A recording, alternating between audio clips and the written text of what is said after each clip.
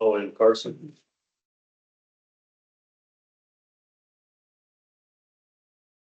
What number is she?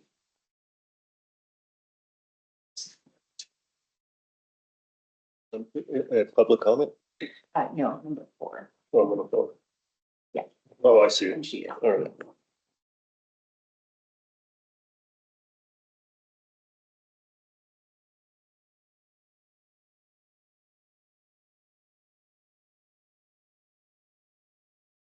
She's not there. Oh, She didn't work. she there.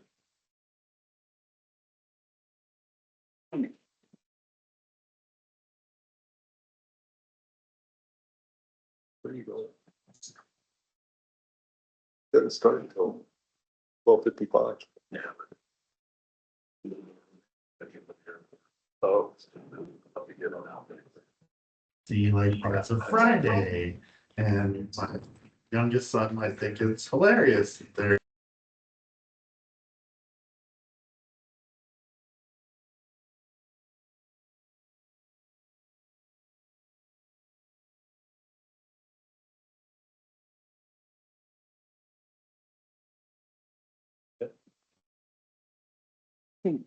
Few minutes. Yes.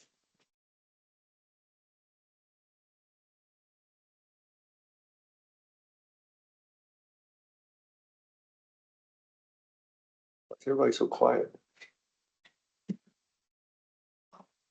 Is it so hot? Saving energy. Yeah.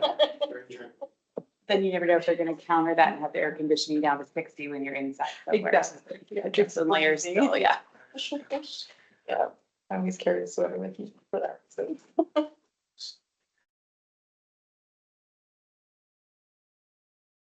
All right, we're close enough. Let's go ahead and get started. We'll call to order the meeting of the GOED board scheduled for today, August 5th, 2026, the time being 10 a.m. And we will start with the roll call. Melanie?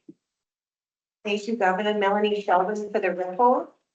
Governor Joe Lombardo, Present. Lieutenant Governor Stavros Anthony, Here. Secretary of State Francisco Aguilar.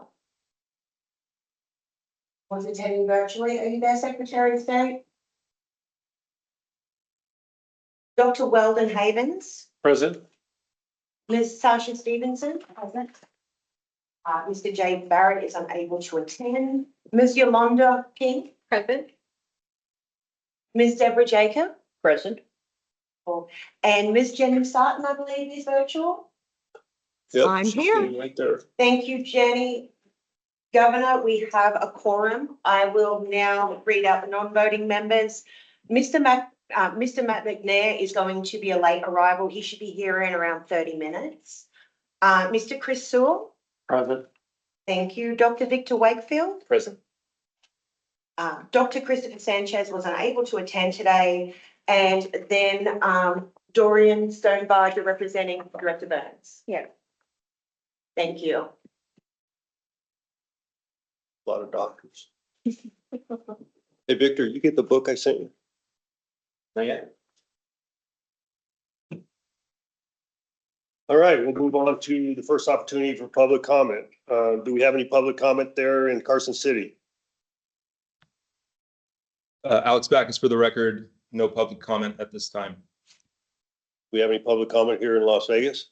Come forward, please identify yourself.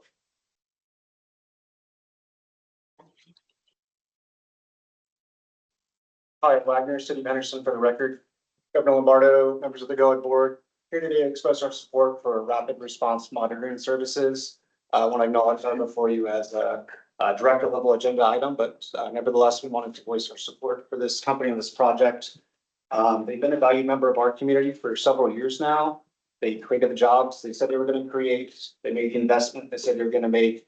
And it's very exciting to hear that they're here before us today with an opportunity to make additional investments here in our state, create 75 more jobs, including in categories like computer programming, type of economic opportunity we want to see more of in Henderson. So again, acknowledging it before you as a director level agenda item, one as a voice of support for this company. Thank you, Governor. Thank you, board. Thank you. Any other comments? All right, we will close agenda item number 2, move on to agenda item number 3, approval of the May 14th, 2026 GOED board meeting minutes. Do any members have any questions, concerns, deletions, additions? If not, I'll entertain a motion for approval. Motion to approve? Haven second. Dr. Haven has the second. We have a motion for approval. All those in favor signify by saying aye. Any against, nay? Hearing none, motion passes. All right, moving along. Agenda item number 4. The Nevada Strategic Growth Initiative, NSGI. An overview will be presented by Shirley Folkins Roberts, the board chair. Is she there present in Carson City? Yes, I'm here, Governor. Go ahead if you're ready. Okay. Good morning, Shirley Folkins Roberts, and I'm with the Nevada Strategic Growth Initiative. Good morning, Governor and board members. Thank you for having me here today to talk about the Nevada Strategic Growth Initiative. Then we were formed 3 years ago at the direction of the governor to work alongside GOED as a private sector nonprofit. Our board is made up of private sector industry folks. And at the time we were formed, we hit the ground running, trying to achieve closing the lithium loop. And we had the lithium summit right off the bat in the fall. And we are now going into our 3rd lithium summit, which I'd like to talk about in a minute. The other priority we have is we have been partnered with a foundation in order to initiate a study on Nevada's healthcare. And this will be a study different than those that have been conducted prior. This will be one that results in some economic drivers for healthcare. How can we improve healthcare in Nevada? How can we bring more healthcare services to Nevada? And how can we drive our economy in doing so? Back to the Lithium Summit. We will have our 3rd annual on August 25th and 26th up here at UNR. We're partnering with GOED and UNR as well as the Battery Coalition. And we're excited to talk about that. We'll have 275 to 300 attendees at this point, including about 20 attendees from the Japanese consulate and a trade mission from Argentina. And I'd like to offer anybody information who's interested at nsgi.info. This summit is designed to bring companies to Nevada to talk about critical minerals and doing business in Nevada in that regard. So thank you for the opportunity. We are here to support GOED, support the Northern NV Now, formerly EDON, as well as all the other economic development organizations in the state. Thank you. Thank you, Ms. Roberts. Appreciate it.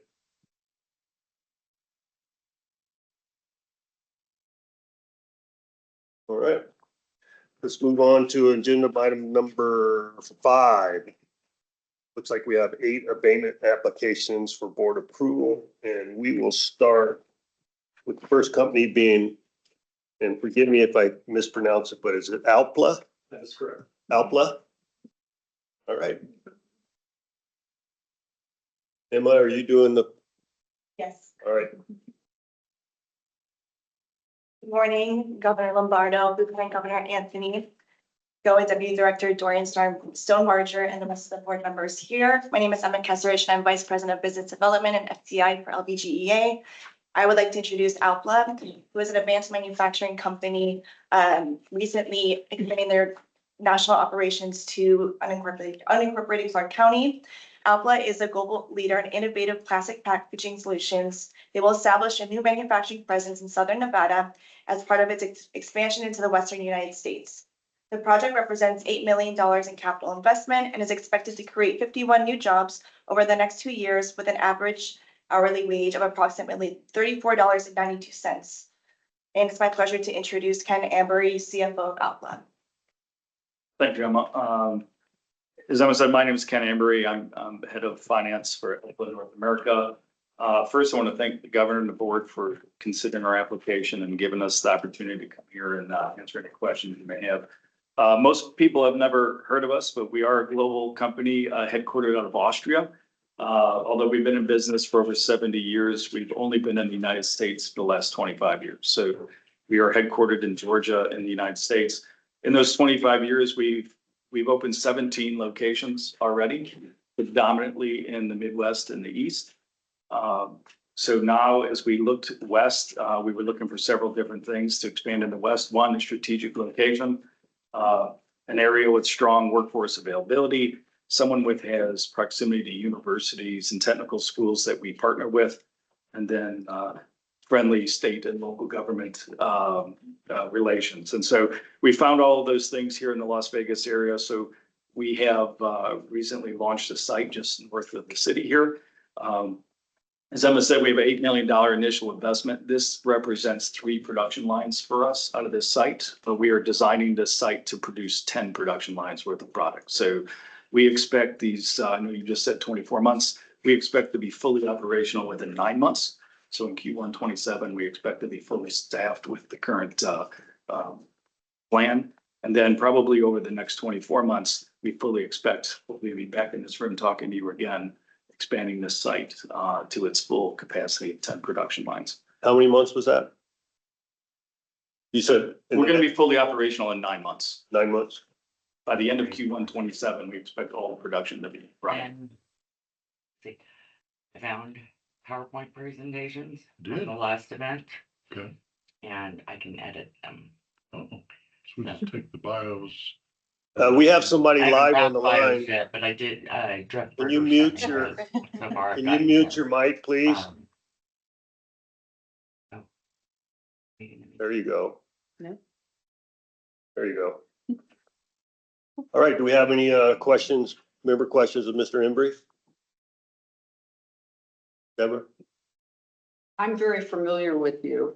I'm in the packaging business, in Okay. full disclosure. They're an excellent company. They've got a great reputation. And matter of fact, we purchase things from them every once in a while when they become distributor friendly. So I am fully in support of them coming into the valley. I think it's great for our diversification and they do a great job. Well, with that comment, I'll ask the DAG, does she have to recuse herself on the vote? Probably. It's up to her. She's, nothing requires it, but if I will recuse myself. I'm gathering that. Thank you, Ms. Jacobs. Any other, go ahead, Sasha. Tasha Stevenson, for the record, just curious about the water usage, manufacturing part of the. So we do, yeah, so our machines do use water, but it's a closed loop system. So once it's filled with water, it just recycles itself and processes through. So it's not a consistent drain of water. So you're not filling the bottles? Negative. All right. All right, if there are no further questions, I'll entertain a motion for approval. Cisco motion to approve. Who was that? Cisco?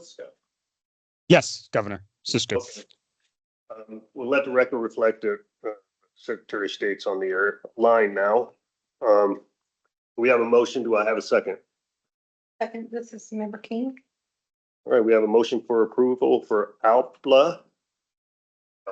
All those in favor signify by saying aye. Aye. Aye. Any against? Nay? Hearing none, motion passes. Congratulations and welcome. Thank you. How it's supposed to go. All right, let's move on to agenda item number 5B, correct? And that will be Buckeye Corrugated and Northern NB now. Good morning, Governor, Lieutenant Governor, Secretary of State, Dorian, and board members. For the record, I'm Amanda Berry Jones, Associate Vice President for Business Attraction at Northern NV Now, formerly EDON. I'm here presenting a new company abatement application for Buckeye Corrugated Incorporated. Buckeye Corrugated, or BCI, is an employee-owned company headquartered in Ohio, specializing in custom corrugated packaging, retail-ready and point-of-purchase displays, contract packaging and fulfillment, as well as digital and flexographic printing. BCI has established a 100,000 square foot manufacturing facility at Airway Commerce Center in Reno, extending its production and distribution footprint to serve customers across the Western United States. Their Reno facility will function as a strategic hub, leveraging the region's central location, transportation network, and growing manufacturing workforce to deliver faster lead times and stronger service to West Coast markets. BCI brings a culture of shared investment and long-term commitment and will draw on Northern Nevada's manufacturing and logistics talent base as it builds out its operations here.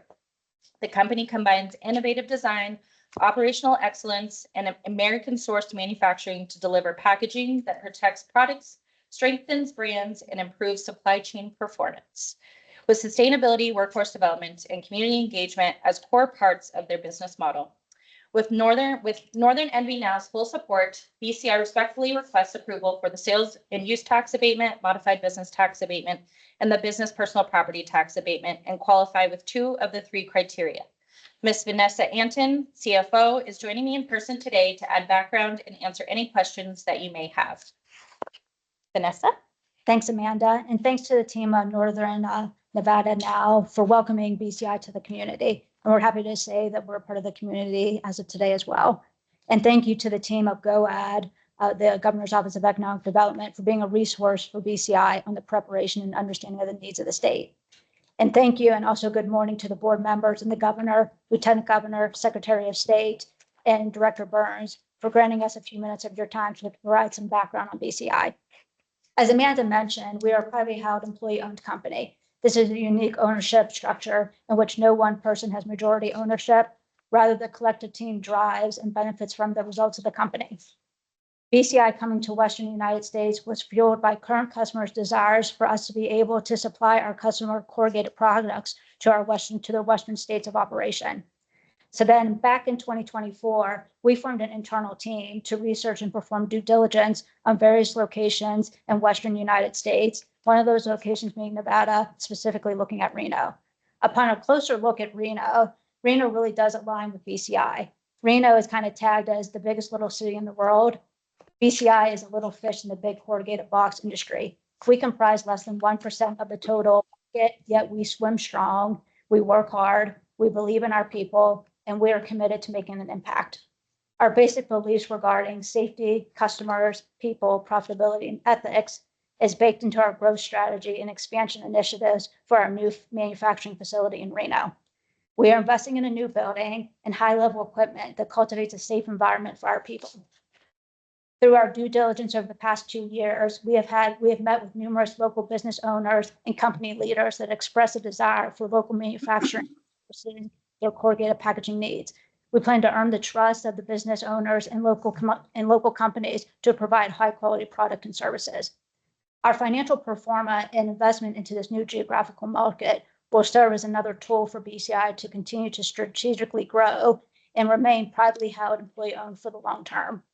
Our hiring will be sourced through local recruiting initiatives with relationships with local universities, trade schools, and community colleges. And we will do the right thing for the community by supporting local and being involved in the community through our charitable giving program that is administered locally by the BCI Reno team. Thank you for your time today, and I'm happy to address any questions that you may have. We have any member questions, Ms. Anton?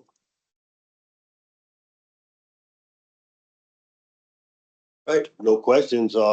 Entertain a motion for approval.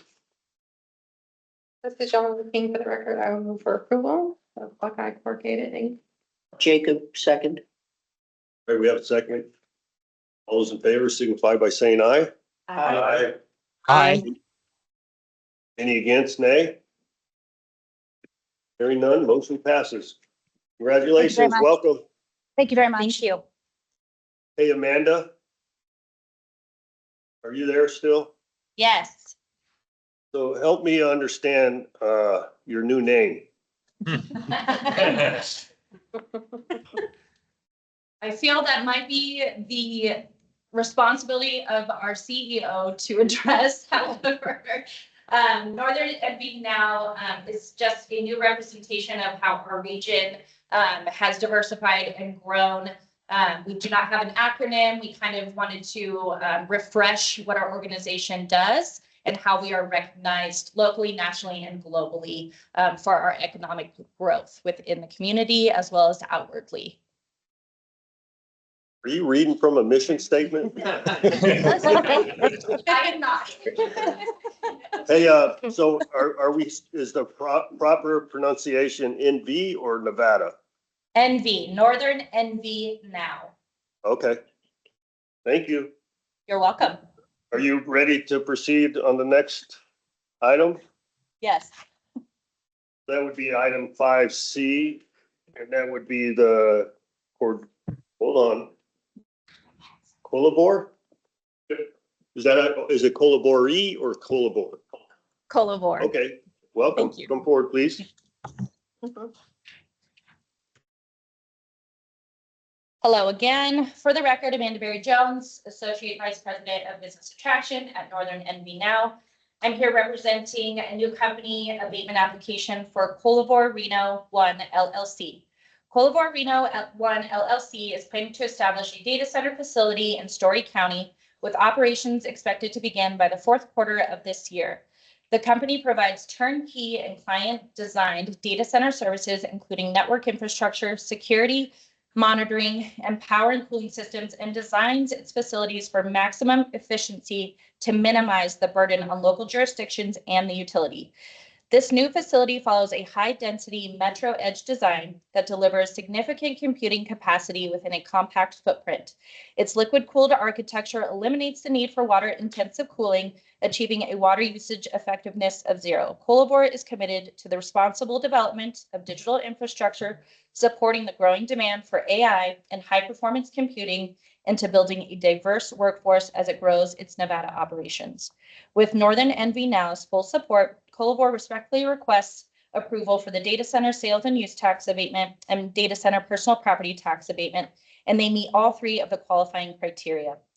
Ms. Lon Gordon, Chief Marketing Officer, and Mr. Michael Fulkerson, VP of Infrastructure and Operations, are joining me in person today to add background and answer any questions that you may have.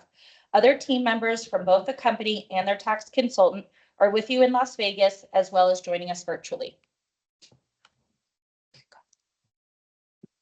Hello, and thank you for having us here today, Governor, Lieutenant Governor, Secretary of State, and all the members of the board. We're really proud that this is our first market beyond Silicon Valley. Colivore grew up in Silicon Valley. We are passionate about technology and bringing economic benefit to all of the areas that we go into.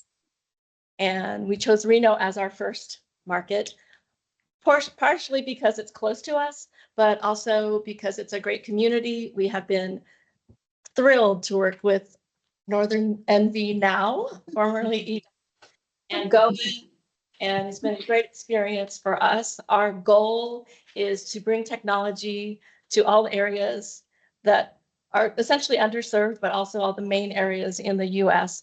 And because we want to do it in the most responsible way that we can, we've spent 14 years developing a solution and a design that is a small footprint, that uses less power, no water, and we want to bring this to all of the areas and the markets that we go into because we believe it's a great benefit and economic benefit to the community.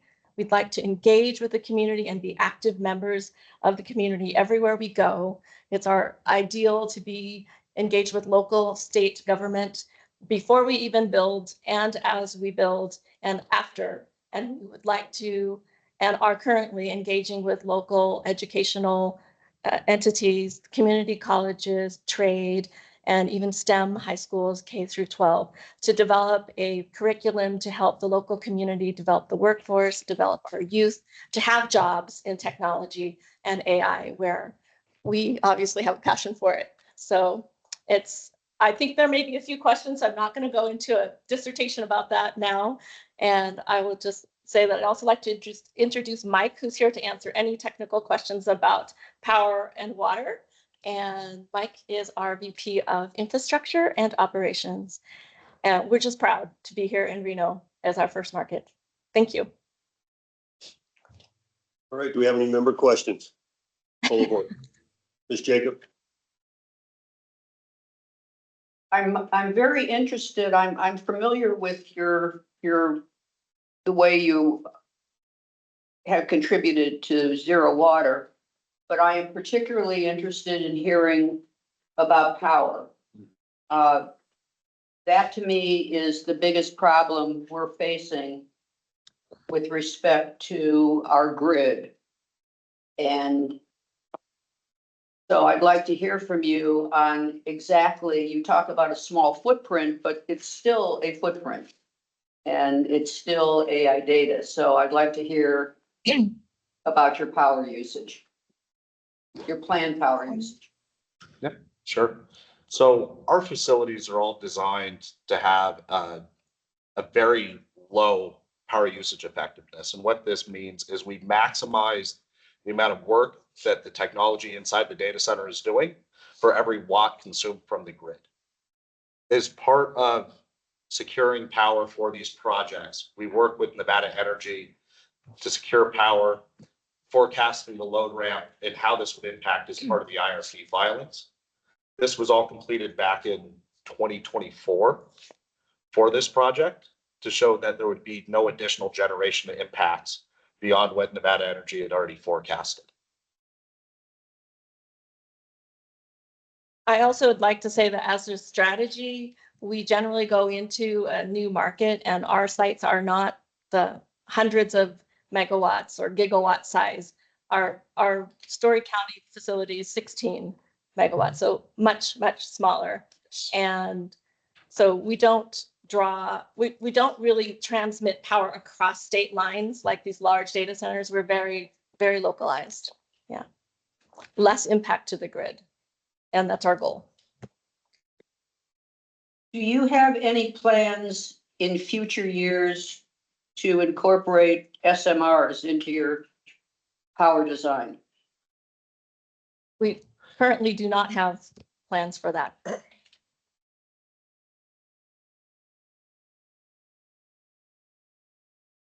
That's sufficient. Okay. Any other questions? Yes.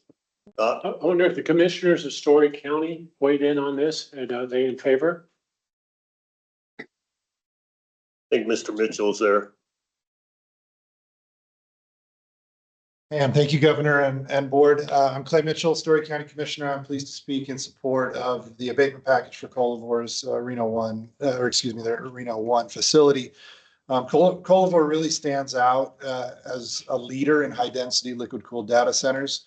And we think that a right-sized edge AI facility is a perfect fit for Story County and the Reno Metro. It's a little different than some of the bigger facilities that we're hosting because it puts that edge capacity readily available for Northern Nevada and West Coast clients, and it supports emerging technological needs, real-time inference, automated systems, industrial automation, financial services, the things that people need to access. Particularly impressive are the facility that is how resource efficient it is, which has been discussed here. Really, this type of project, it brings real value to Nevada. We're looking over $4 in taxes generated for every dollar that's being abated. And of particular note is an average wage projected of $59 an hour.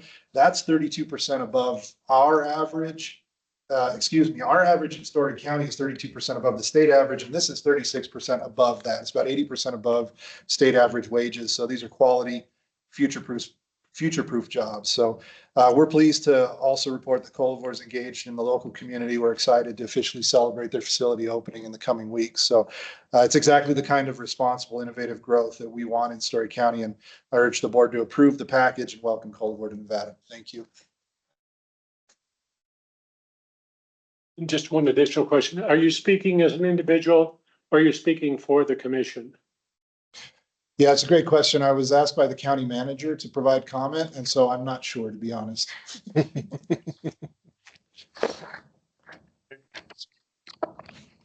Hey, Mike, this is Governor Lombardo. Can you tell me the science behind the liquid cooled versus the water cooled?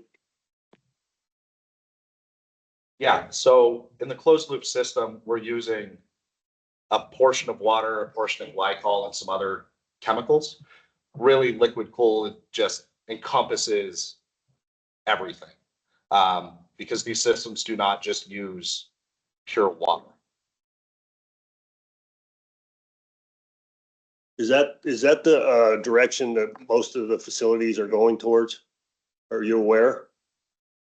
In general, yes. So in general, for all of us to have a cell phone, our computers, generally it has to communicate to a data center somewhere. Today, most data centers are air cooled, and that's because the chips and the servers used in those air cooled data centers only reach a certain heat temperature. And as AI booms and as we demand more technology and apps and services, we're going to have to deploy chipsets that run hotter, that cannot be deployed in an air-cooled data center. They have to be deployed in a liquid-cooled data center. And that is why you see this AI boom of many, many hyperscalers building huge data centers to move their current air-cooled workloads to a liquid-cooled data center. We will exist with both, but when you reach the advanced chipsets, they just run hotter and they'll burn up. And so they have to go in a liquid-cooled data center. Very well. Thank you. Austin, I see you have your hand up. Do you want to speak? Thank you, Governor and Board. This is Austin Osborne, the County Manager for Story County. I appreciate you calling me to speak. Commissioner Mitchell's statement was stellar, and as the County Commission did consider this item and unanimously proceeded forward, I would argue that that is a representation of the entire board in Story County. I hope that's helpful. Thank you. Thank you. Any other questions? Yolanda? So the liquid cooled architect, is that, I think I'm equating this to like a swamp cooler type of technology? But No, it's a closed loop system that uses a chemical and water base. Okay. So. Okay. And then, Governor, I just wanted to commend the applicant on the 100% of health costs being paid by the employer, and also those health benefits being available to them upon employment. So I think it's a commendable thing to note for the company paying 100% of their employees' health costs. Victor? I actually made sure that that was correct before coming in, because I was like, are we 100% sure? You're stuck now. Public records, yeah. This is Victor Wakefield. I'm really excited to see you name both STEM education and CTE programs in the education partnerships part of this application.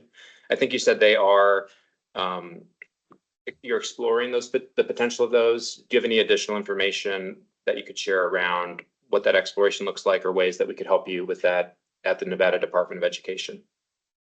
I would love to share. We have made some budgetary investments. We haven't placed those investments yet. That could be in curriculum development. And also we could contribute in the form of providing experts for some of those courses. We really, really want to incent kids to learn about technology and advance the technology posture, which I believe will really help this economy. But kids don't realize that all those games they play require a data center. And so when you bring that home to them, then they get really interested in learning about how to embrace that and how to also make that their goal in life. So yeah, definitely. Let's talk. Thank you. Yes, thank you. I'm excited about that. All right, if we don't have any further questions, I'll entertain a motion. Approval? Haven, Approve what? I move to approve the abatement of sales tax and property tax as Oh, I'm described in the, I want you to say the company name. okay, for Colabor Reno. second, Havens. All right, we have a motion for approval. All those in favor signify by saying aye. Aye. Aye. Aye. Any against, nay? The motion passes. Congratulations. Thank you.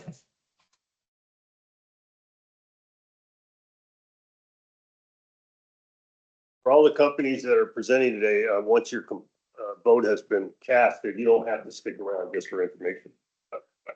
That's good to you enjoy this process. Okay, we'll move to 5D, and the next company will be, is it Greif? Is that how I say it? Yes. Greif Packaging. please come forward.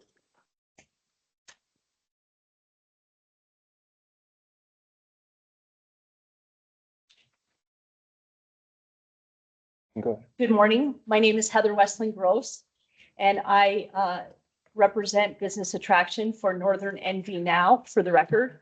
Thank you, Governor Lombardo, Lieutenant Governor, Secretary of State, members of the GOED board, and the staff for the opportunity to present today on behalf of multiple exciting projects to be presented for Northern Nevada.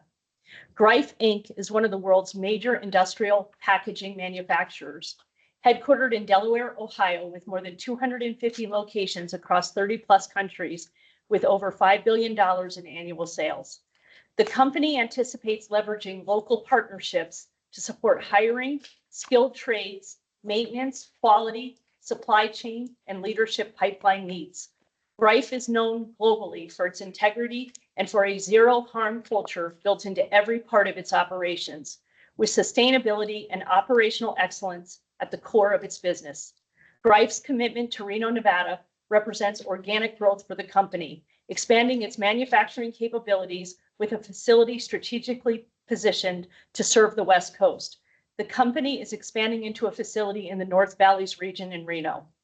Northern NV Now supports this application as Greif meets and exceeds all three incentives requirements.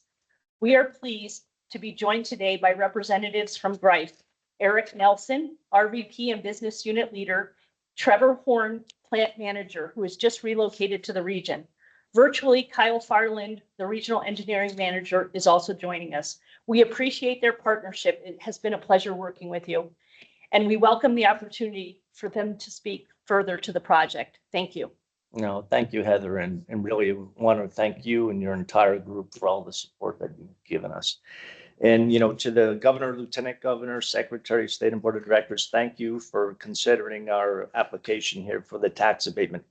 Again, my name is Eric Nelson, and I'm the Regional Vice President over our Customized Polymer Solutions Group in the US. And, Greif has a very rich history. Greif is actually the fourth oldest company in the country, starting in the 1870s, making wooden barrels in the cooperage industry. And they really evolved over the years to being the global leader in industrial packaging. Our purpose is to create packaging solutions for life's essentials. And when we talk about packaging, when we manufacture steel drums, plastic drums, fiber drums, IBCs, we're basically packaging everything that goes from point A to point B that doesn't go in a tanker car or a rail car. And again, our strategic missions as a corporation are to create thriving communities. That's our focus on safety and engagement of our employees, and giving back to the community is a very big thing that we focus on. Obviously, we want to deliver legendary customer service to our customers, and we want to protect our future. We have a 95% sustainability rating through EcoVadis right now. And all of our facilities in North America have met our goals on zero waste to landfill, which is, 5% or below. And of course, we want to ensure financial strength. And the opportunity to expand to Reno is fantastic. It puts our footprint on the West Coast. This is going to be polymer solutions and plastics. Reno is ideal for us because it's strategically located from a logistical standpoint to supply California, Nevada, and other states right around the area.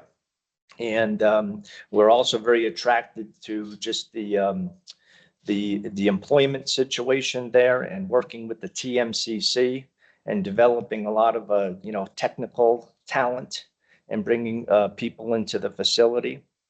And Greif is recognized as one of the top workplaces in the US. We've been featured really on the Gallup Exceptional Workplace Award, and also in Newsweek as Most Loved Workplaces, and just recently this year through Time magazine as well. But very excited to join the Nevada community in Reno, and open for any questions that you might have. Do we have any member questions?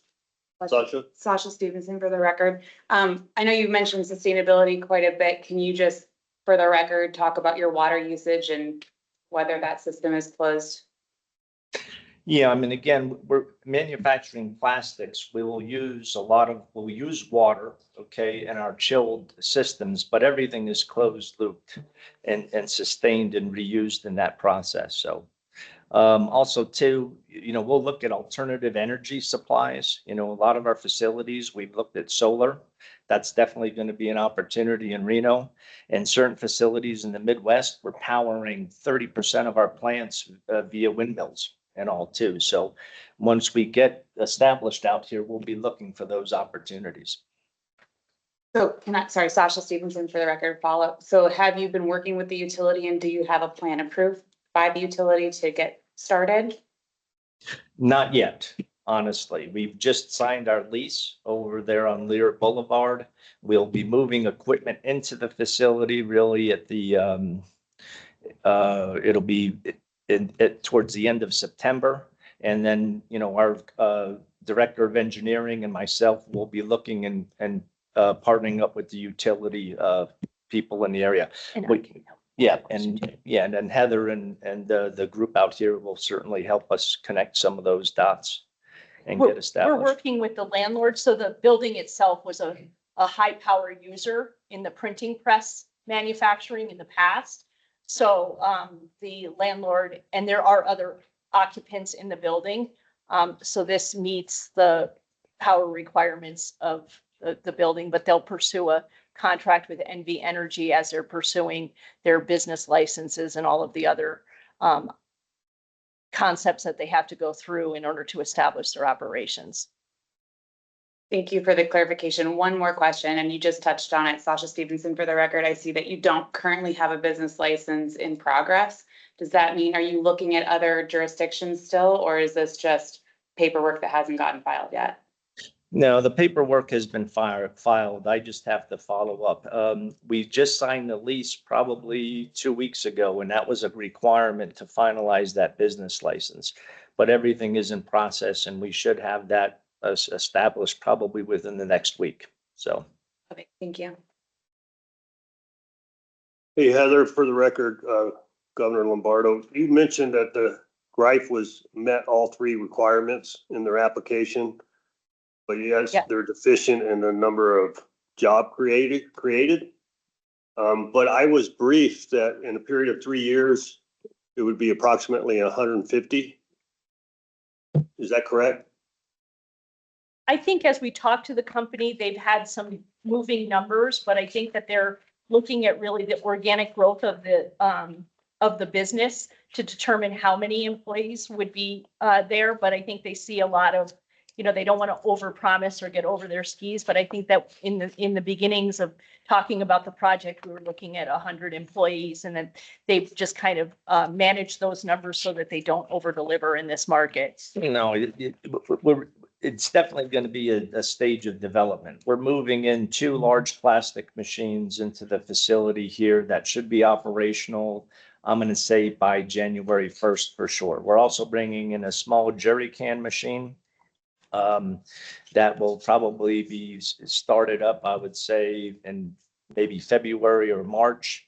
And then we also have our IBC business that will be reconditioning and then, supplying the IBCs out of the facility. That's about a year away.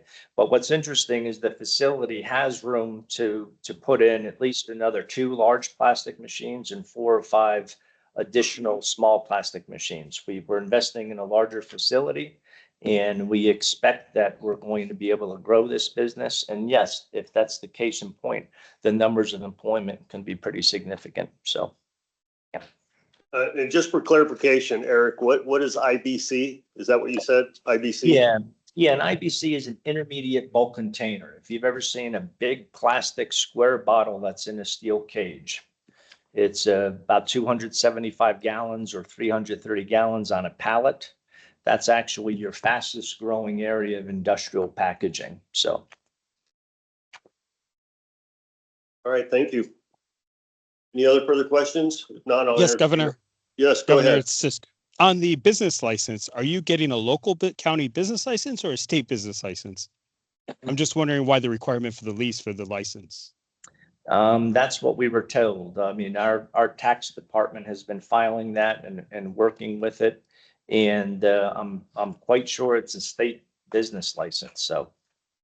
Okay, because those are instantaneous when you apply online. So I'm just wondering what the holdup. This is the secretary, and I want to make sure we're doing what we're supposed to be doing. Yeah, no.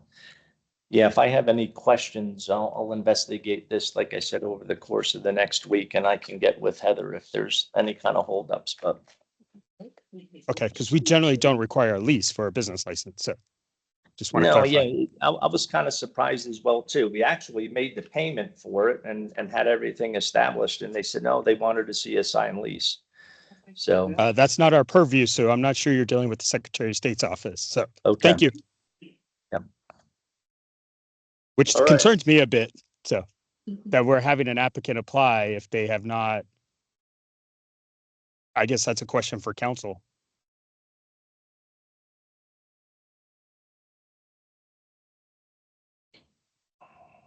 I'm looking at our council. Well, I'm trying to formulate in my head what the question would be. Yeah. Cisco, can the you question clarify is- the question?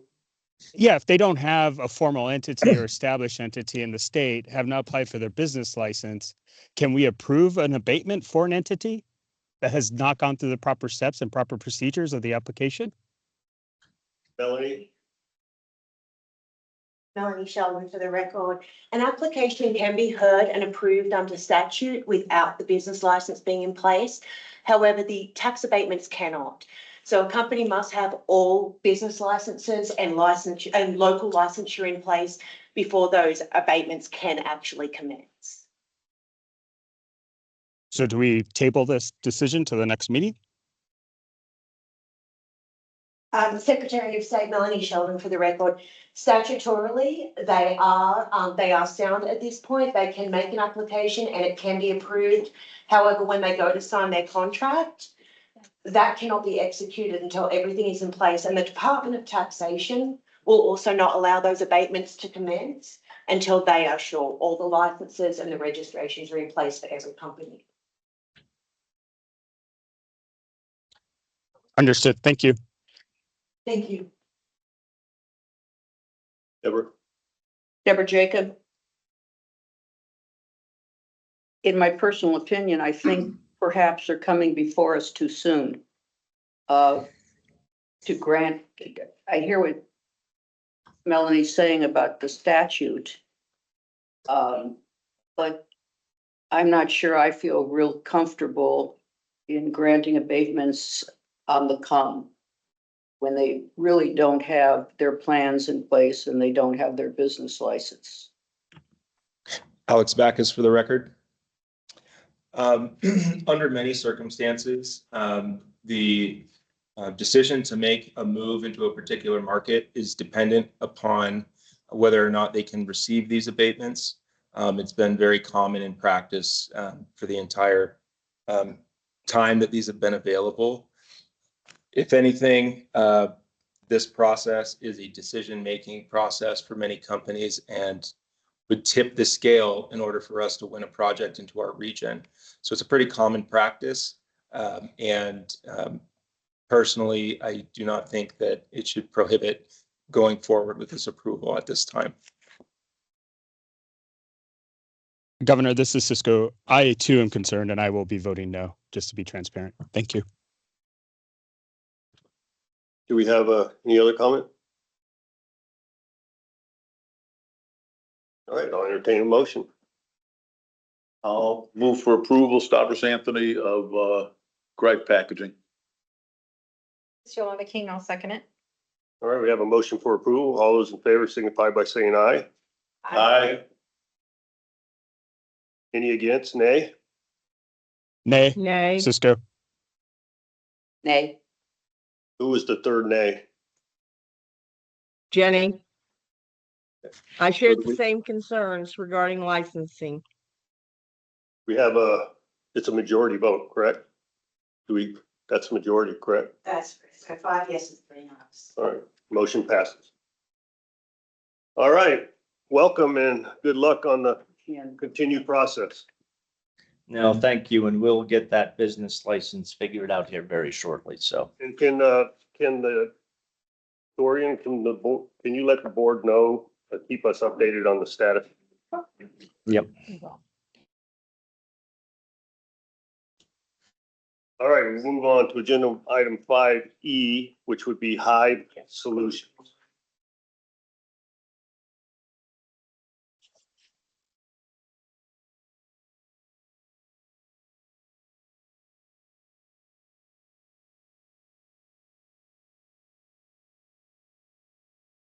Lynn Gross for the record.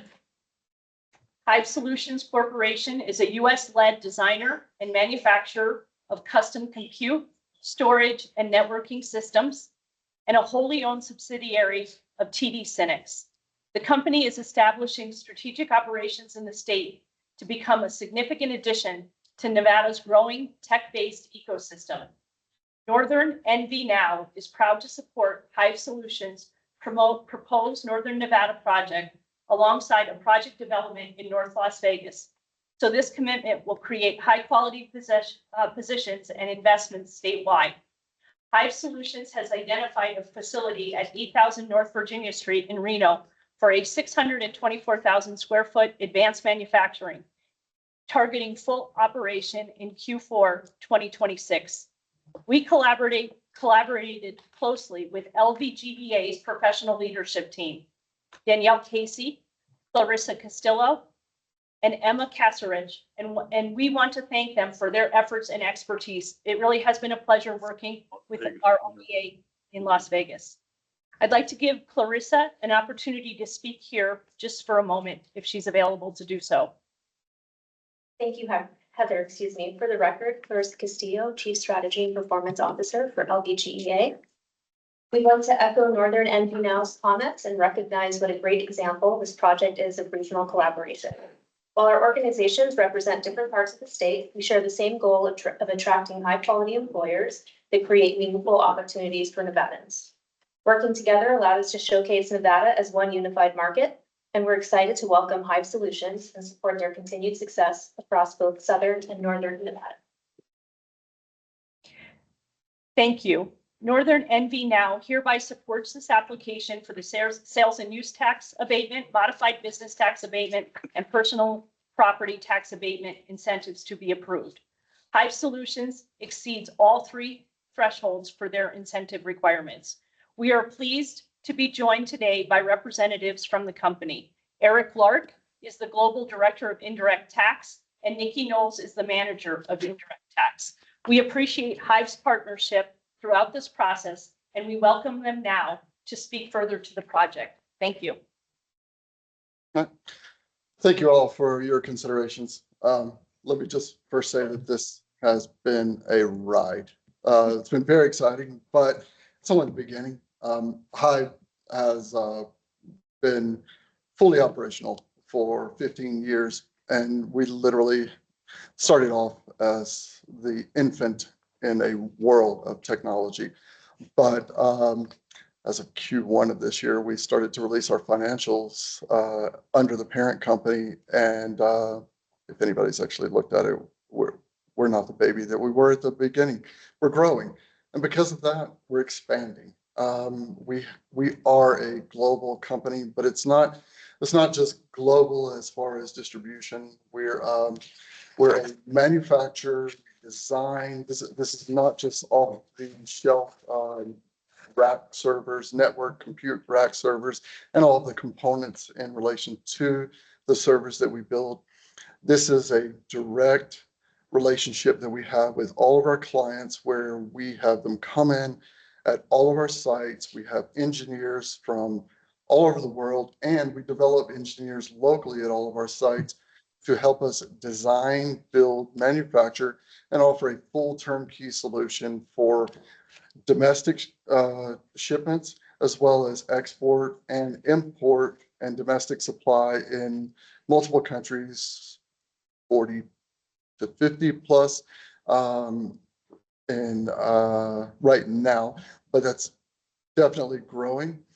Right now, this is the third or 2 and 3 that we have done over the last few months, and we're only growing.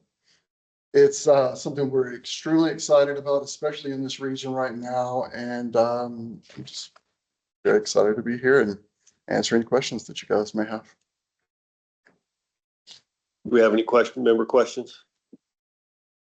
Tasha? Tasha Stevenson for the record. Same questions with respect to energy plans and water usage. And then also, I see that you have a current business license and you will comply. So just if you can clarify what licenses you currently have and what is remaining.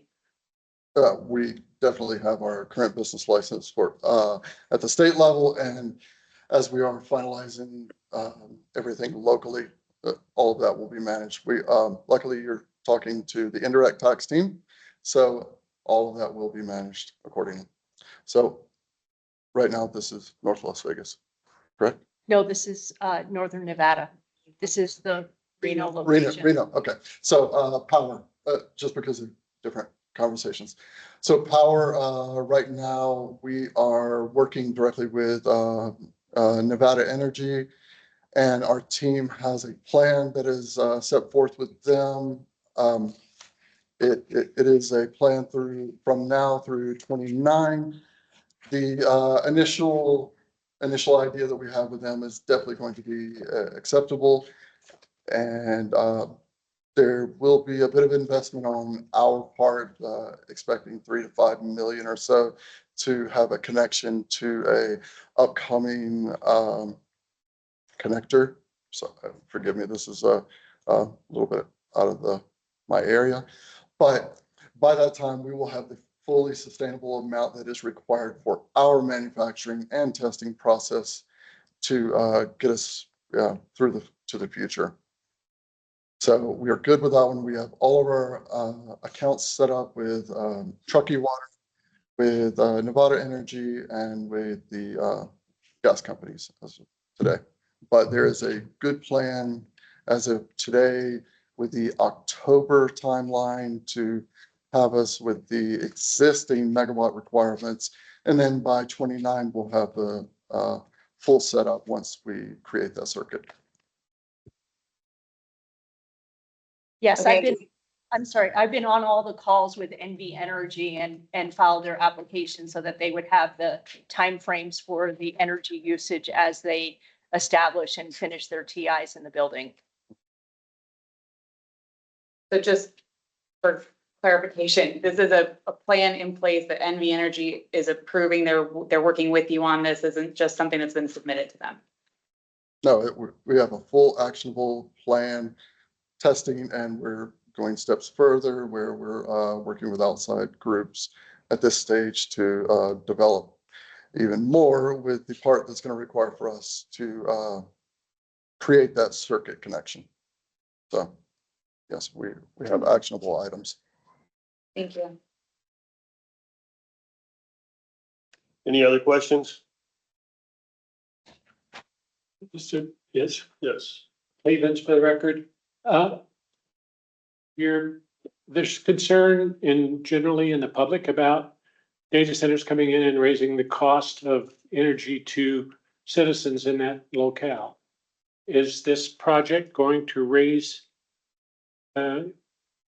electric costs for the citizens of Washoe County? Just to confirm, we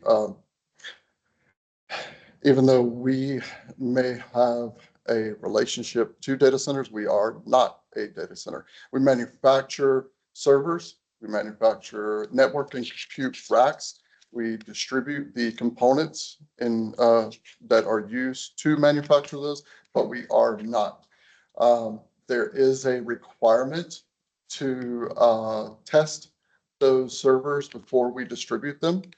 However, we are not of the stigma that is currently coming around, as you stated, that is drawing the significant amount of power. Yes, we do require more power than a small retail establishment just due to the testing environments that we have. But we are not of the scale of a data center, especially a large scale, hyperscale data center facility. As to the question specifically about the cost increase to the local population. I can't really attest to that, but I can only give you the details that I gave you so far. Alex Backus for the record. NV Energy has made commitments in order to protect current ratepayers for not just large users, but any existing users on the grid.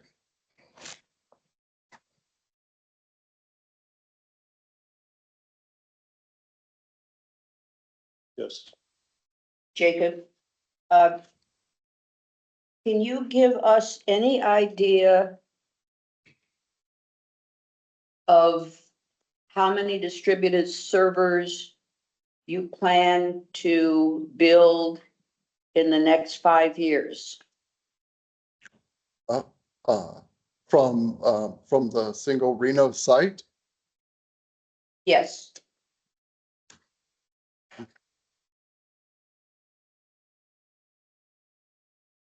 Estimates at this point based on a 600,000+ square foot. And so, just so that we're all clear, those Go ahead. then become the end user of power.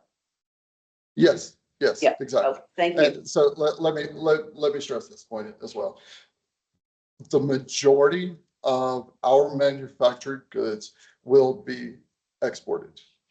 What we're seeing as a significant tendency right now is a decent amount of our manufacturing goods. Right now we have California and Mississippi as our primary U.S. facilities, and then we have global manufacturing sites as well. But the majority of our manufactured racks are going to be exported. And when I say majority, we put a extremely conservative number of 65%, but that's just because we obviously want to test the numbers at some point.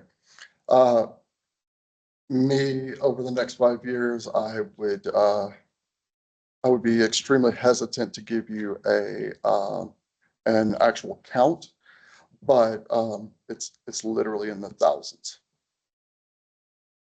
Thank you, that's helpful. But the majority of these are going East Coast, EMEA, Europe primarily, APJ region, and Northwest. I'm Yolanda King for the record. So I see on your application that there are other states that you are considering: California, South Carolina, Texas, and Ohio, but it sounds pretty definite that you are coming to Nevada. Sounds pretty good. Yes. Yeah, that's a very good assumption. Okay, great. Thank you.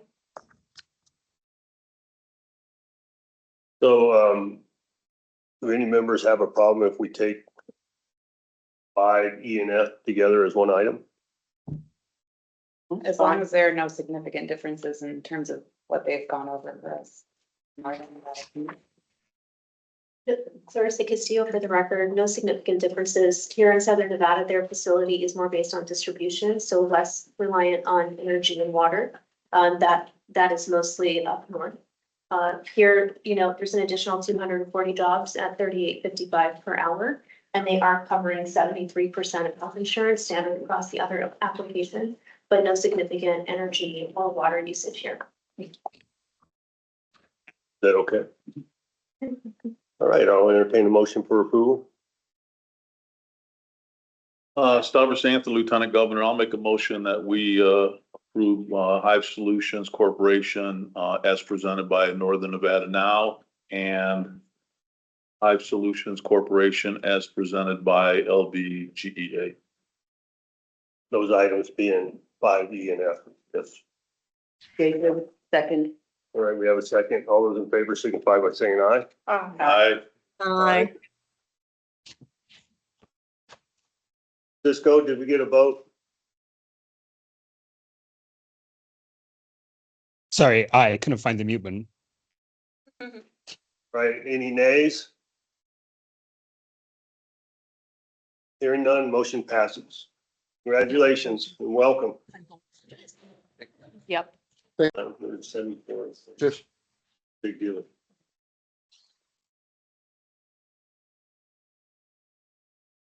Chris, can you count those 974 employees already?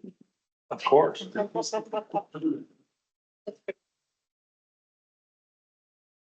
Right, I'm gonna ask to take a 5-minute break real quick. I have to have a discussion with the Lieutenant Governor, and we'll be back in 5 minutes. Oh, sure, something you're not. Yeah. I'm sorry. Sure.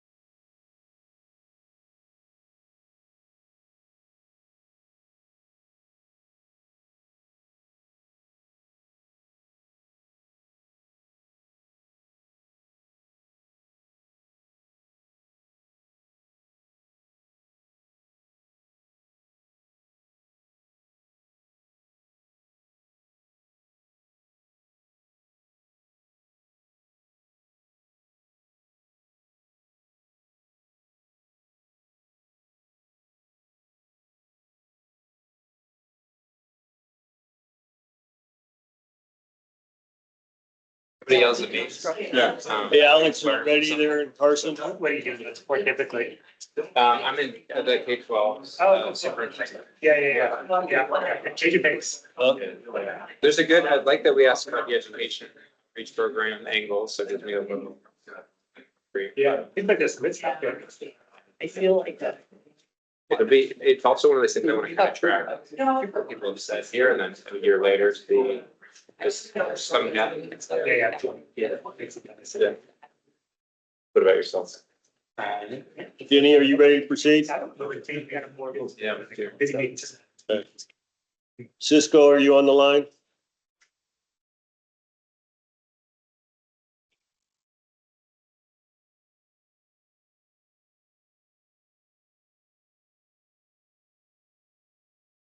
Cisco, did we lose you? Are you still there?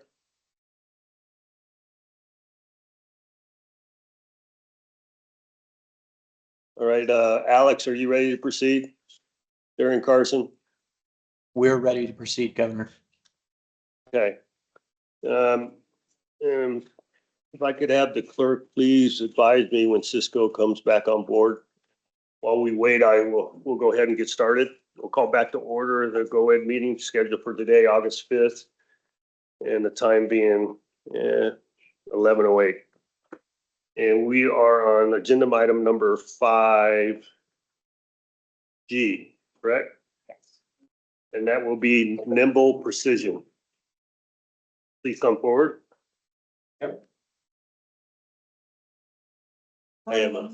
Good morning again. Emma Kesterich, Vice President of Business Development at FDI for LBGA for the record. It's my pleasure to introduce Jeff McAlvey, co-founder and CEO of Nimble Precision Incorporated. Nimble Precision specializes in advanced circuit board manufacturing and is considering Southern Nevada for a new production facility, a project that would further strengthen the region's growing advanced manufacturing and technology ecosystem. If Nevada is selected, the facility would support the production of precision circuit boards using critical technologies across aerospace, medical, and industrial sectors. The proposed project represents $46 million in capital investment and is expected to create 65 new jobs over the next 2 years with an average hourly wage of approximately $54. Hand it over to Jeff. Great, thanks very much, Emma. Hold on, I'm sorry, Emma, you said $54? An hour. Our average wage listed in the application is 46. Yeah, 46 is the number. I apologize. Okay, No worries. so it's 46.31 You got it. for the application? Okay, go ahead. Governor, Secretary of State, Board, thanks very much for considering the application today. You think about our business as circuit board manufacturing. Please identify yourself. My name is Jeff McAlvey, CEO of Nimble Precision.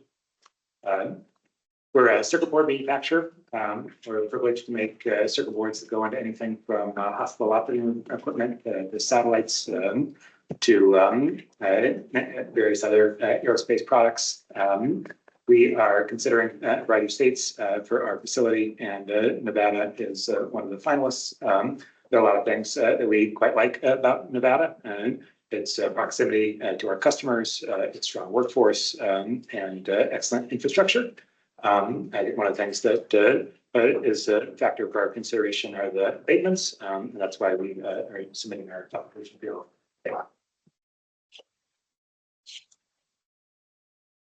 Member questions? Sasha. Josh, too, for the record, same questions with respect to your plans with the utility for power usage. And, you know, to Doc Haven's point earlier about passing that along to ratepayers, any guardrails that are put around that, and also the water usage that's your production. Yeah, thanks for your question. So Emma's been extremely helpful with us working with NV Energy, and the good news is not a facility that uses enormous volumes of power. It's going to be a megawatt plus or minus, and we're all clear on the utility. It's going to have no impact on the ratepayers. My co-founder has designed the factory in a way such it's a closed loop as many other facilities have been. So it's not going to be this big water hungry type of operation. And one follow-up. Yes. Sasha Stevenson for the record. And then again, with the business license, you don't currently have a state or a local business license. And you said you're considering other jurisdictions. So if we approve this abatement, is that the final piece you need in place to confirm you're coming to That's one of the last ones, yeah. Jacob, for the record, where do you currently manufacture? Right now, we work with third-party factories, so this will be our first factory. And you pick Nevada. Well, okay. Thank you. What's gonna put Nevada over the top? Yeah. I think the abatements are a big thing. I think you guys have a lot of things going for you, but figuring out how the abatements play out is a key factor. All right. Any other questions? Is it McAlvey? McAlvey. All right, hearing none, I'll entertain a motion. Havens moves to approve the tax abatements for Nimble Precision Inc. Yolanda King, I'll second it.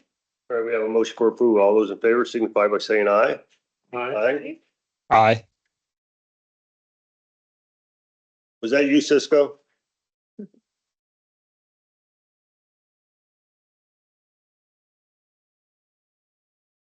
I'm just trying to get an accurate count. Yes, it was me. Okay, there you go. Any nays? Hearing none, motion passes. Thank you all very much. Okay, thank you. Take Nevada. All right, let's move on to our last abatement application. That would be item 5H. And we are looking at Western Steel Service Center. Heather Westling Gross, for the record, from Northern NV Now. I'll be introducing Western Steel Service Center LLC. Northern NV Now hereby supports the application of Western Steel Service LLC for the sales and use tax abatement, modified business tax abatement, and personal property tax abatement incentives. Western Steel plans to establish a new steel processing and fabrication facility in Fernley, supporting industrial customers throughout the Western United States. The project will include installation of specialized manufacturing equipment for steel plate processing, CNC machining, plasma cutting, forming, welding, and fabrication operations. The facility is expected to create skilled manufacturing, logistics, engineering support, and management positions while generating significant capital investment, local procurement, construction activity, and ongoing business expenditures supporting this state's economy. Western Steel plans to prioritize local and regional procurement wherever practical and intends to build relationships with Nevada-based vendors, contractors, and service providers, including hiring students and or graduates from Truckee Meadows Community College and the University of Nevada, Reno, alongside candidates from our regional trade and apprenticeship programs. Northern NV Now supports this application as the company meets 3 of the 3 incentive requirements. We are pleased to be joined today by representatives from Western Steel, Kevin Raditz, President, and Kendrick Whitman, Finance Manager. We appreciate your partnership throughout this process, and we welcome the opportunity for you to speak further to your projects. Thank you. Yeah. Thank you, Governor, and all the board members. For the record, my name is Kevin Raditz. I'm the president. As Heather said, Western Steel Service Center is establishing a scalable manufacturing platform in Fernley, Nevada to support utility infrastructure, industrial growth, and regional supply chain resilience throughout the Western United States. I'm here to answer any questions you may have. I would like to say, I've heard several comments on the power grid structure, and that's what we primarily focus on. We supply steel poles to utility companies to rebuild the grid. So thank you. Do we have any member questions of Kevin? Go ahead. Jacob, for the record. Are you currently in operation? I've seen on our materials, one says you plan to establish, but then another page says you're in operation since 2020. Well, this is 2026. Are we in? So the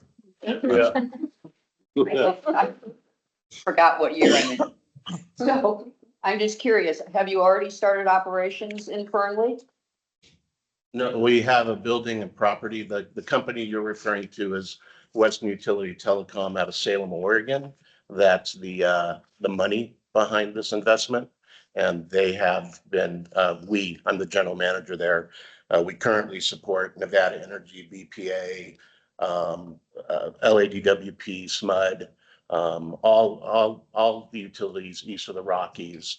And so the owner and I have invested to open up another facility in Fernley, Nevada.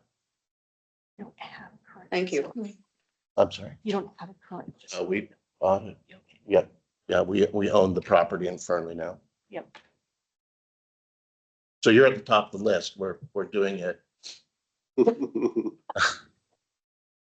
Yolanda. It's Yolanda King for the record. So this facility you have on your application that it's intended to be the headquarters? Is that Yes. correct? Yep, Okay, great. it will be a separate company. Okay, and then also wanted to commend you on your 100% of employee healthcare payment that you're making, and really appreciate that and commend the 100%. Is that correct, Yolanda? Is it 100%? On the overview. Let's see, I was looking. I was looking at the overview. Okay. Yeah, it is Yes. 100% Yes. for employees. You have, let me confirm real quick on another page.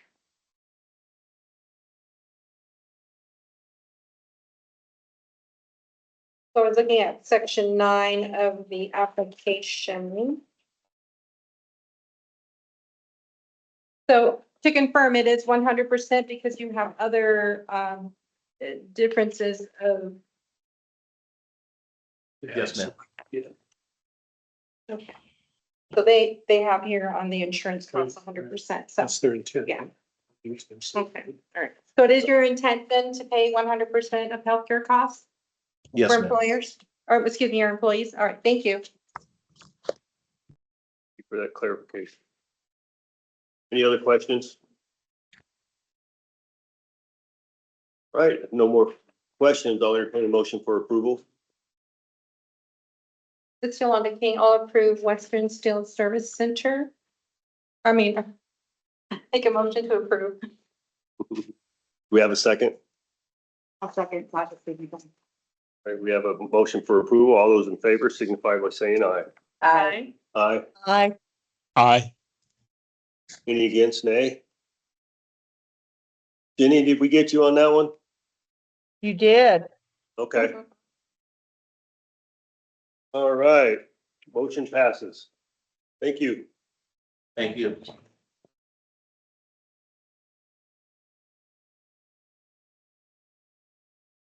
The last of our abatement packages. Okay, at this point, we'll move on to agenda item number 6. And introduce the applications for director approval portion of the agenda. Ms. Stonebarger. Yes, thank you, Governor. Dorian Stonebarger for the record. There are 2 abatement applications for director approval. Pursuant to SB 181, GOED's executive director can approve a partial tax abatements with a projected value of up to $500,000. Therefore, Director Burns has approved Rapid Response Monitoring Services, Inc. and Type 3 Inc. for a sales tax abatement, modified business tax abatement, and personal property tax abatement. We will go to agenda item 6A, Rapid Response Monitoring Services, to say a few words, represented by the LVGEA, and I believe Emma is coming back. Morning again. I'm Emma Kesterich, LVGA for the record. Rapid Response Monitoring Services is expanding its existing Henderson operations to support continued growth of its nationwide response management platform. The expansion includes approximately 12,000 additional square feet of the leased space that they're currently in, tenant improvements, and a $600,000 capital investment in equipment and facility enhancements. Over the next 2 years, Rapid Response Monitoring Services will create 75 full-time new positions at an average hourly wage of $29.96 per hour. I did triple check that before I said it. And will increase employment at its Henderson facility to approximately 240 employees. Here I have Fiore Ayala, Director of Operations from the local office, as well as online we have David Pita, who is the Chief Financial Officer. Good morning, Governor, Secretary of State, members of the board. Again, my name is Fiore Ayala. Thank you for giving me the opportunity to speak today. I am the Director of Operations out of our Henderson office, and Rapid Response is a leading provider of professional monitoring services nationwide. Today, we work with over 3,000 companies to monitor over 4 million customers across the country. And we will dispatch emergency services for burglaries, fires, medical crisis, and we can support anything from smart home systems to GPS-enabled medical devices. We expanded to Nevada in 2022 when we opened up our office in Henderson. As Emma mentioned earlier, that's 12,000 square feet. Unfortunately, we ran out of space, which is a good problem to have, but we're hoping to solve soon. Which is why we're here to ask for your support. We are looking to lease an additional 11,000 square feet across from us. And yeah, Nevada's been great for us since we got here. So we're excited to enter this new phase and contribute to the state's growth. Any board member questions or response? Dorian? Yes. Thank you. Thank you. Thank you all. All right, we will move on to agenda item 6C, Type 3 Inc. To say a few words, the RDO representing this company is Northern NV Now. I believe Amanda is coming back. Hello again. For the record, Amanda Berry Jones, Associate Vice President of Business Attraction at Northern NV Now, presenting a new abatement application for Type 3 Incorporated. Type 3 is establishing manufacturing, assembly, and engineering operations in Reno, designing and building specialized mission-critical hardware systems, primarily communications and ruggedized electronics for harsh or demanding environments, including industrial, remote, and defense-adjacent use cases. The company also provides electrical and mechanical and engineering services. Reno's central logistics position allows it to serve aerospace and defense contractors, enterprise and government customers, as well as technology and infrastructure operators from a single Nevada operation. Type 3 prioritizes in-state hiring across manufacturing, engineering, logistics, and technical support, and is engaging local workforce development resources through the University of Nevada, Reno to build sustainable hiring pipelines, including a partnership through the internship program that connects students with hands-on industry experience.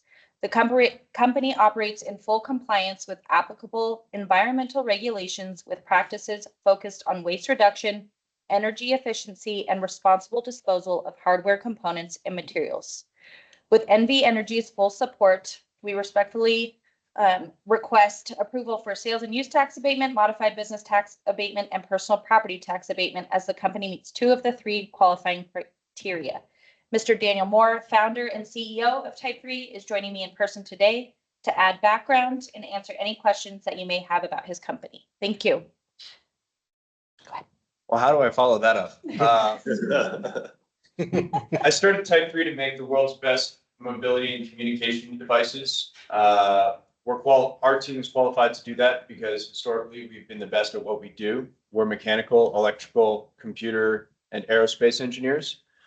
In our previous roles, we worked for some of the most advanced technology companies in the world. Not only that, but we were buyers for the most demanding users in the world, the US government and the military. And more than that, and the most important thing that we do is empathize with our users. So humans at the edge, and we're privileged to have both embedded and deployed with troops overseas using the technology we've previously built. So ultimately, we started Type 3 because Americans deserve better technology. And Type 3 has chosen Nevada to build that.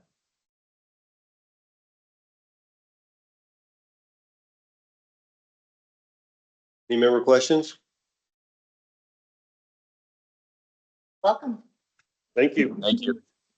Thank you. Thank you, board. That concludes the abatement applications for director. All right, we'll move on to agenda item number 7, the director's report. Do you have one? I do. And the highlight. Highlights, please. Yes, I'm trying. I'll try. Lots of important stuff. Dorian Stoneberger for the record. We wanted to start off to ensure that everyone knows that Nevada continues to lead the U.S. in job creation. We have the nation's highest year-over-year job growth for 11 consecutive months.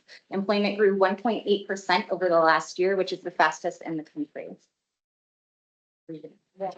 Yeah. The statewide average hourly wage also grew to $32.86. That is an increase of $1.29 and will be reflected on future abatement applications. As mentioned, and Amanda gave the overview, EDON has officially rebranded as Northern NV now, reflecting the organization's focus on advancing economic development in the region right now. We congratulate Taylor and team on this milestone and look forward to continuing our efforts to diversify the economy together. The LVGEA also hit a milestone by completing their strategic plan, which will run through 2029, and you can find it on their website, but I know that the team would be happy to give you those highlights anytime you'd like. And since we last met, we welcome John Casanelli as interim director of the Northern Nevada Development Authority. Welcome, John. The Nevada Mining Company, Ioneer, signed an MOU with South Korea's Kind and Hyundai Engineering to advance the Rhyolite Ridge Lithium Boron Project in Esmeralda County. And Director Burns was able to be present to support them last month in Washington, D.C. The Nevada-Ireland Trade Commission, which was created by AB 160, this past legislative session, held its first meeting last month. Assemblymember Yeager was elected chair and Commissioner Kevin Page was elected vice chair. The members heard updates and opportunities to expand trade, investment, and collaboration between Nevada and Ireland. And thank you to Stephen Wood for putting that together. Our Northern Nevada Regional Director, Alex Backus, attended SEMI's Executive Strategic Materials Conference in San Jose, which was an invitation only and part of our ongoing efforts to advance Nevada's materials innovation and emerging semiconductor industries while engaging industry leaders on supply chain challenges. The GOED abated company Bitdeer broke ground on its Sparks Advanced Electronics Manufacturing Facility, bringing high-tech jobs to Northern Nevada and strengthening the state's role in next-generation computing and digital infrastructure supply chains. As a reminder, they were approved for abatements in August of 2025 with approximately 41 jobs over 2 years and 51 within 5 years, with over $32 an hour in wages. Battleborn Growth, Nevada's state small business credit initiative, partnered with Build Nevada, an AI-powered platform connecting founders with and growth stage companies with capital resources and expansion opportunities within Nevada's innovation ecosystem.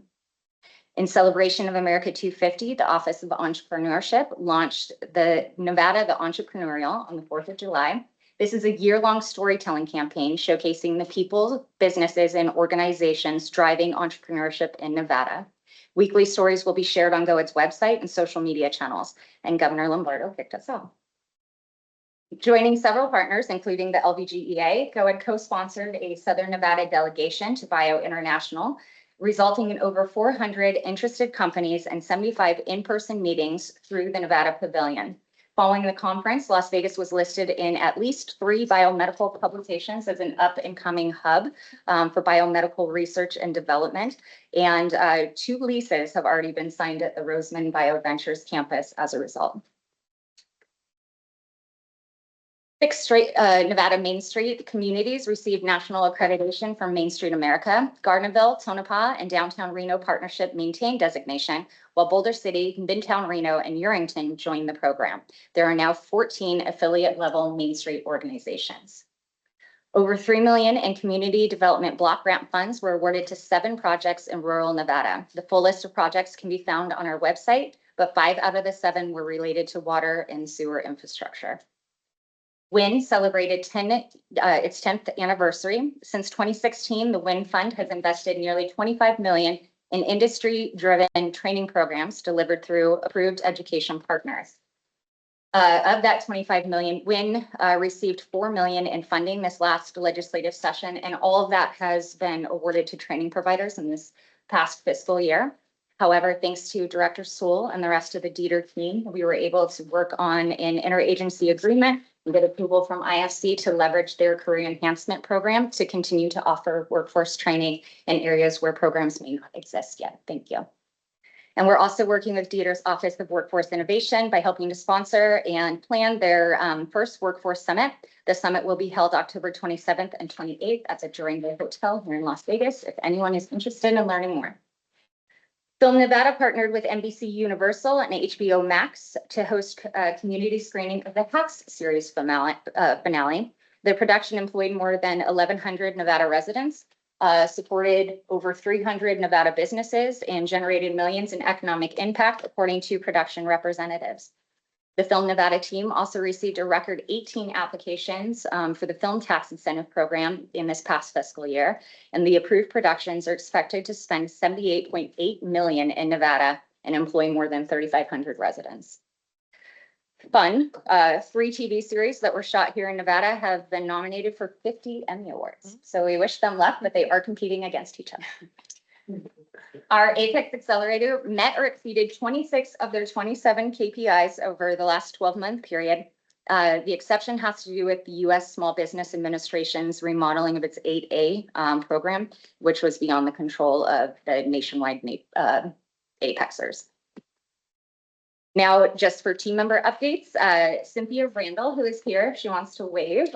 We welcomed her as the Deputy Director of Apex. Cindy served 10 years active duty in the U.S. Air Force as a nuclear weapons technician, and then worked for aerospace contractors before beginning her civil service career in 2004 with the Air Force. And now we have her, and we're very lucky. Candace Myers joined the Office of Entrepreneurship from our Apex division. She is now the Entrepreneurship Development Manager, and Shaq Cruz was elevated to Entrepreneurship Data Manager. Audrey Summers was promoted to Business Development Manager from her former role as coordinator, and we received a record 87 applications to replace her role. Melanie Sheldon was named among Consultant Connect's 2026 Top 50 Economic Development Professionals, recognizing leaders driving innovation and economic growth in their community. And that concludes the record report. Do we have any member questions on the director's report? Dorian, I have one question. What is CDBG funds? The Community Development Block Grant. And then how are they determined how they're distributed? There is a metric system. I can get you the full details on who approves those applications. Yeah, if you wouldn't. There is the criteria that HUD also provides, dictating what they can be used for. Sorry, gotta take this. Dorian, can you go ahead? Sure. Actually, it has to be the board meeting. Okay. Stop it. You- Sure, absolutely. Do we have any questions on the director's report? We close that out and move to the metrics report.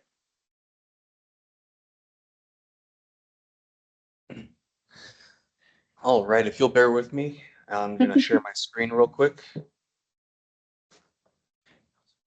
right, can we see that? Wonderful. Yes. All right, so Governor, Lieutenant Governor, Secretary of State, GOED Board. My name is Steve Sheets, Research Manager for GOED. For the record, for the sake of brevity, I'll kind of breeze through some of these first couple of pages here. Just as a reminder, what we're seeing here on the screen, these are assisted companies, both abated and non-abated companies. These are companies that we at GOED or through our partnerships with our RDAs have assisted companies in some meaningful way to either establish operations here in Nevada or expand their existing operations here in Nevada and create jobs and wages and community investments. So also, I think it's important that I give some context here. This first page, we're looking at basically Q1 and Q2 of calendar year 2026. And a lot of this comparison is compared to the same time period in 2025.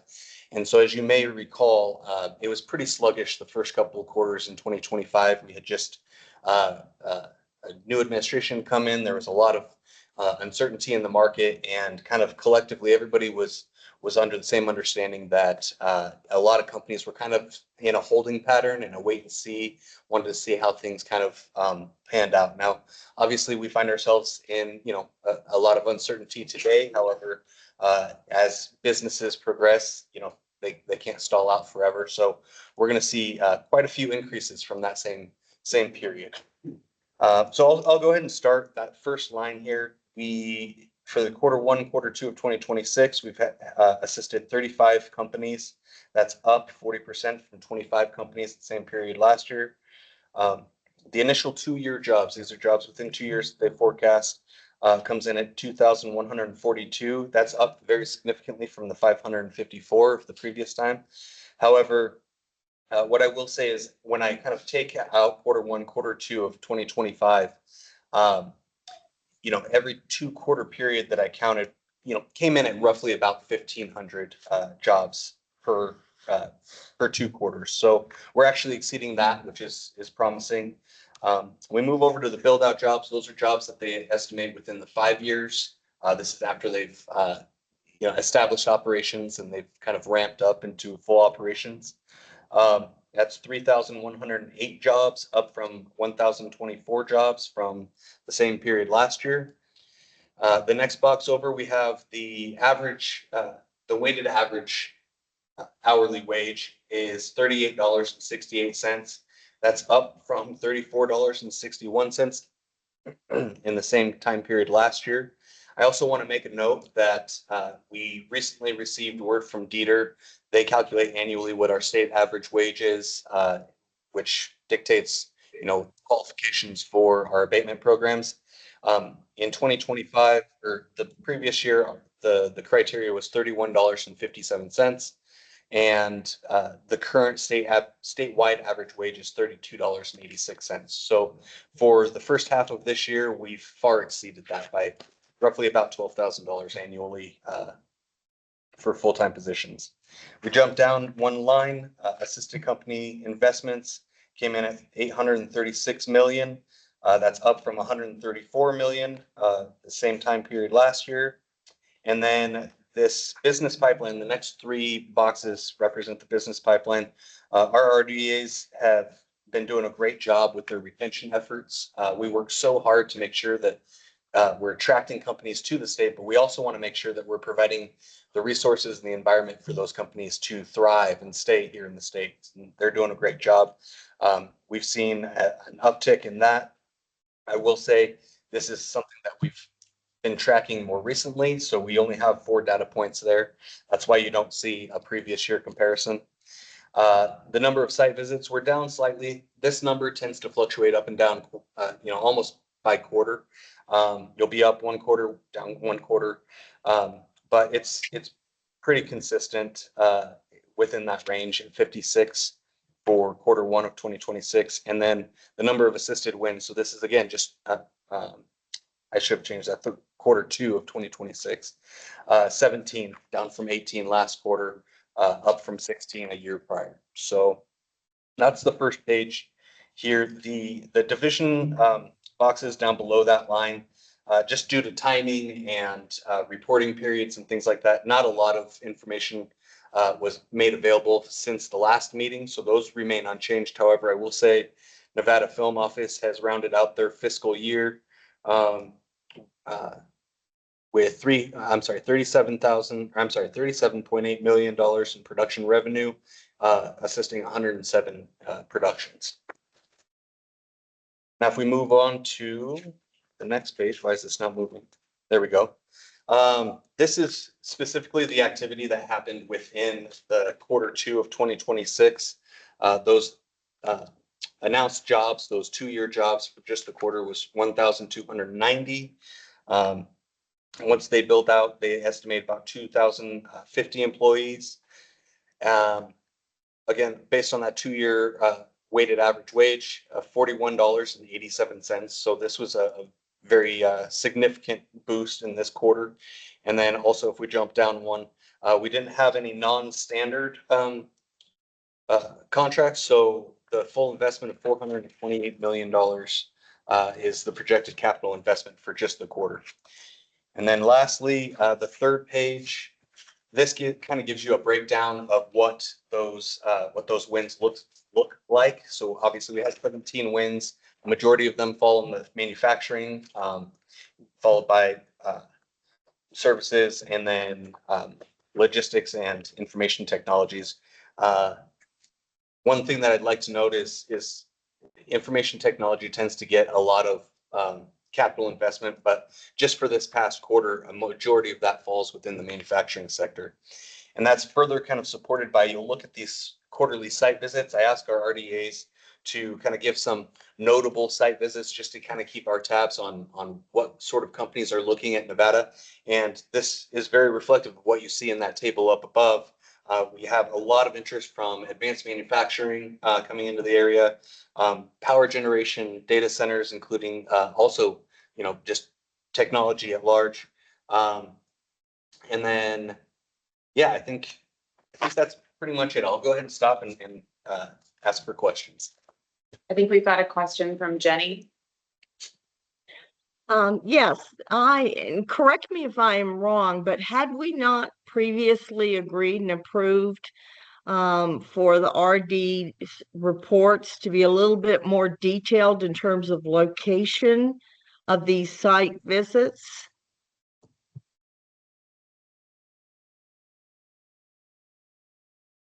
I know at a previous meeting, there was a request. I thought that was maybe a one-off request that we did satisfy. We have made the effort in that quarterly site visits to know which RDAs are fielding those site visits. The location specifically, I have not access to that, but I can always follow up with our RDAs and get that for you. Yeah, I don't believe it was a one-time request. I believe we asked that this be part of the quarterly report. And I believe the governor and I believe the lieutenant governor actually made the motion. Okay, well, I'm happy to do that. In fact, my colleagues here with Northern NV now have reached out, and we're going to have some lengthy discussions about, where we are within building this metrics report, and that's going to definitely be something that we discuss and we add. Awesome, thank you. Do we have any other questions? Yeah, hi, Victor Wakefield. I'm a couple meetings in, so now I'm trying to really watch and track the data. Would you just remind me, I don't know if others need this too, the difference between the non-incentivized and incentivized in the graphs? I know that our work here is about the incentivized, but what's a quick briefing, very high level, just around what activities we assist with for the non-incentivized companies? All right, and this is a question for me. I can do it. Alex Backus for the record. So in the case where there's an incentives in play, our RDAs as well as GOED do a lot of work helping companies land and help find them in their site selection activities, connect them with resources, workforce development resources, bridge relationships and communications with universities and manufacturing organizations, for example, and embed them into the region that they want to come into. Probably a majority of the wins that the RDAs get are not brought up on this board meeting as needing or applying for incentives, and that's a really good testament for the hard work that they do, sort of behind the scenes from this public-facing meeting. But yes, they do a lot of work assisting companies, and some may not qualify or not seek abatements. So any sort of assisting efforts that way is sort of what's going to be tucked into what we would consider non-assisted. I really appreciate that. Thank you. Any other discussion or questions? Thank you, Mr. Sheets. We can go ahead and move on to agenda item 9 and go back to you for the unemployment rate. All right, let me go ahead and I think you should see that. There we go. Might be a little small, I apologize. So as you know, we do have something that in statute that oh my gosh, I'm so sorry for this. Control L, there we go. That if one of our counties unemployment rate falls above the 7% threshold, they are eligible for, if companies that choose to locate there are eligible for full abatements at a reduced criteria. I believe it's a reduced wage criteria, yes? Yes. And in this case, Mineral County is the only county that exceeds that 7%. So again, if a company were to land there, they would have reduced criteria in order to receive full abatements.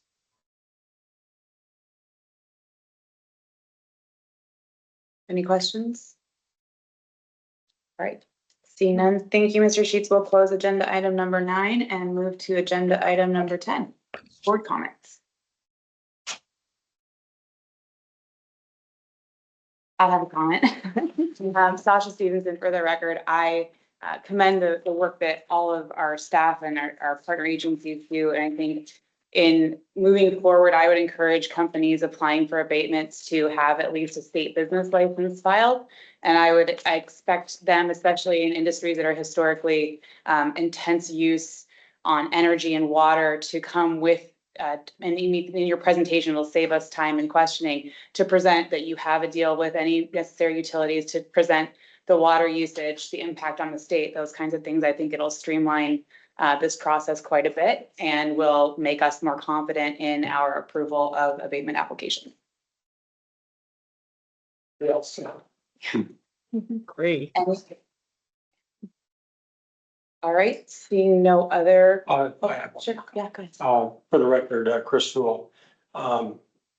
Two things, and I think this would be interesting, going forward. In the last 2 years, DETR has funded over $80 million in workforce dollars. That ranges funding for NSHE, Department of Ed, GOED, nonprofits. We even help fund the Boys and Girls Club for their programs. We even had a Rotary program in Northern Nevada that is also getting funding for workforce programs in middle and high schools. But in the last 2 years, we put over $80 million out on the street for workforce. And it is definitely showing. The second comment is I just received this email from my chief economist. The state's UI trust fund has $2.7 billion in it. We can handle another pandemic without having to borrow any money. And that is where we wanted to be able to be. So we have a very healthy trust fund, and we'll look at that and maybe adjust rates for employers down the line and reduce those rates. We reduced them last year, we might reduce them again this year. But we are in a very healthy situation. So I think the only thing that might change that would be aliens landing on the strip. So but we can survive another pandemic. Thank you for that. I'm sure we're all very interested to hear about whether those rates gets adjusted and plans for that. So thank you. I'll keep you posted. Any other comment? All right, we'll close out agenda item 10. And I don't know if the governor would like us to wait for any comments, or I'm assuming you can just call us later. Okay, we'll skip over agenda item 11 and go to agenda item 12, which is the second opportunity for public comment. Do we have any public comment in Carson City? Alex Backus, for the record, no public comment at this time. Great. Do we have any public comment here in Las Vegas? Seeing none. Do we have any online?